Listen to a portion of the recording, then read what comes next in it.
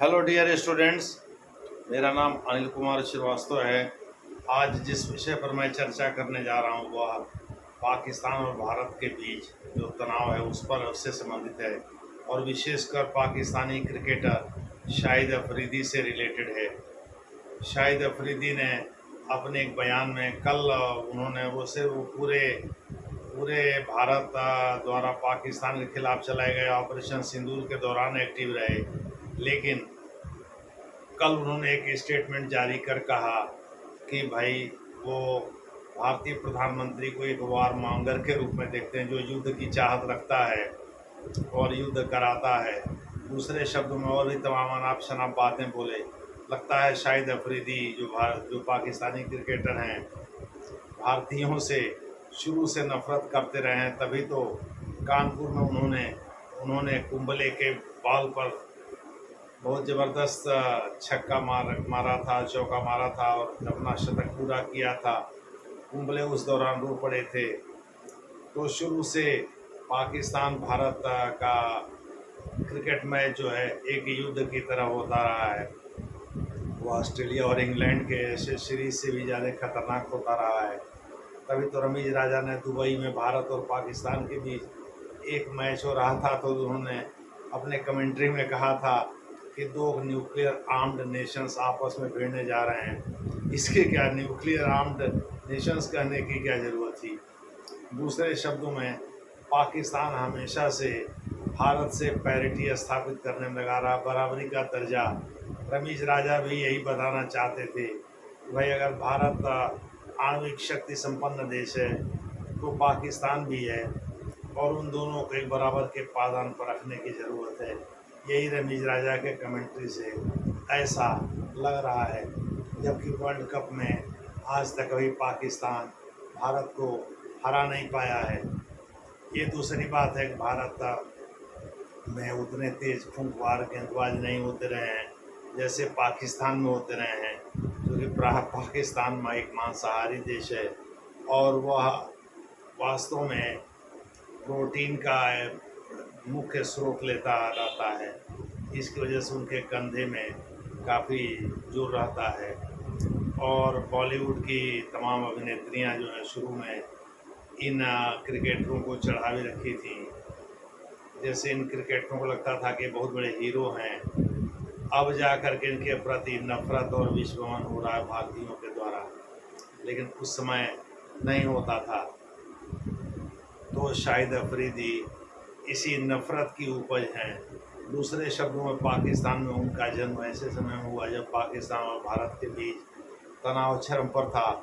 और पिछले 11-12 सालों से जब से नरेंद्र मोदी सत्ता में आए तब से तो पाकिस्तानी क्रिकेटर एकदम से खार खाए हुए, जो लिबरल क्रिकेटर हैं वसीम अकरम जैसे लोग, वो लोग भी भारत के खिलाफ यदा कदा विस्फोरण करते ही रहते हैं।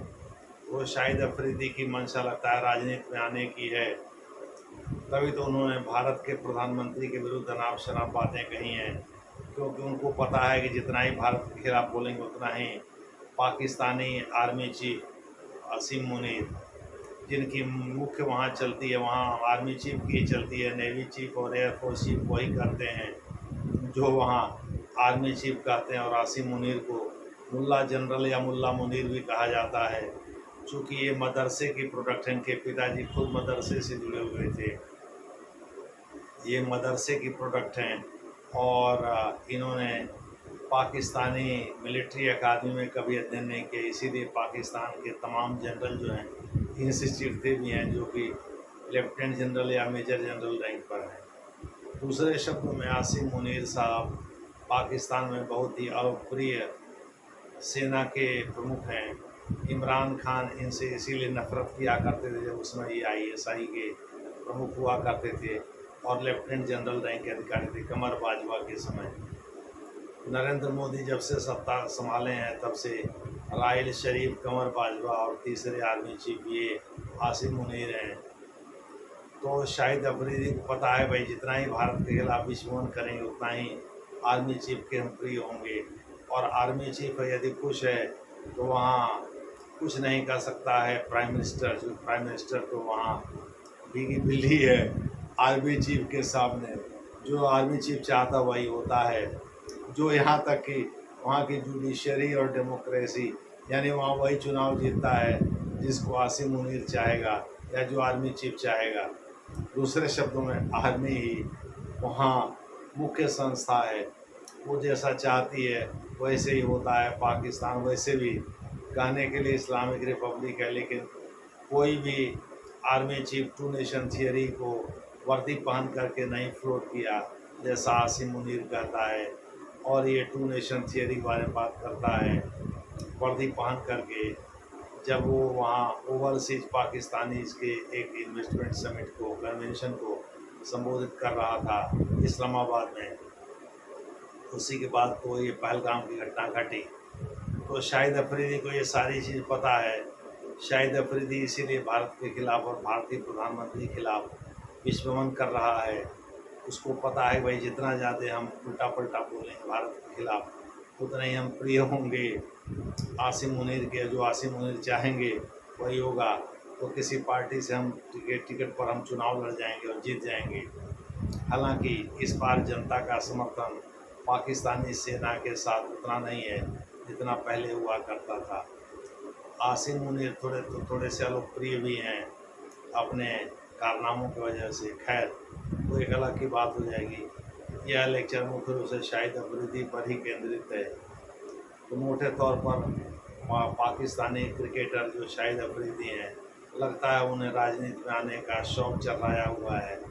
इसी वजह से वो भारत के खिलाफ विश्वमन कर रहे हैं, खास करके तब से जब से भारत और पाकिस्तान के बीच तनाव चरम पर पहुंचा है और दोनों के बीच युद्ध की स्थिति हो गई थी।